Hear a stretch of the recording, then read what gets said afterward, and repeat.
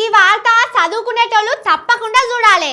10వ తరగతి 12వ తరగతి చదివేటోళ్ళు అయితే ఖచ్చితంగా చూడాలి. ఎవరైనా మీ దోస్తులు ఇప్పుడు చూడకపోతే యూట్యూబ్లో సుతం పెడతాం, ఆ వెనక తీసుకుపోయి చూపిండ్రి.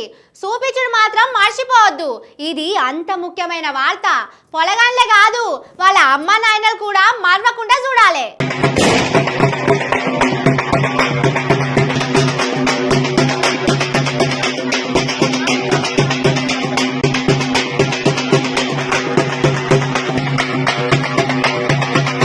అదేంది పెళ్లి కొడుకును ఇట్లా నడిపించుకొని తీసుకుపోతున్నారని అనుకుంటున్నారా?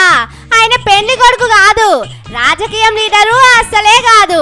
అయినా కానీ ఇట్లా ఎందుకు దండలేసి ఊరేగిస్తున్నారని చూస్తున్నారు కదా. నడిమిట్లా పెళ్లి కొడుకు లెక్క ఉన్నాయనే 10వ తరగతి ప్యాస్ అయిండు. అందుకే ఇట్లా దండేసి బాంబులు వేల్చుకుంటా డప్పు సప్పుడుతోటి జులూస్ తీసిండ్రు. ఊళ్ళోళ్ళందరికీ స్వీట్లు పంచి పెట్టిండ్రు. మన పక్క పంటున్న మహారాష్ట్ర కాడ అయింది ఇది.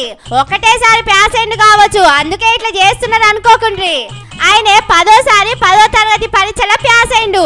10వ తరగతి చదివితే అందులో మొదలు ఫెయిల్ అయిందట. అటెనక 2018 సంవత్సరం కాంచెల్లి ఆగకుండా రాస్తూనే ఉన్నాడు. ఈడికి 10 మాటల పరీక్ష రాస్తే ఇగో ఇప్పుడు ప్యాస్ అయిండు.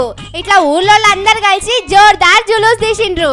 కానీ మన తాన చూడుండ్రి, 10లో ఒక్కసారి ఫెయిల్ అయినందుకు 11, 12వ తరగతిలా ఒక్క దాంట్లో ఫెయిల్ అయినందుకు చాలా మంది పొలగాన్లు జీవం తీసుకుంటున్నారు.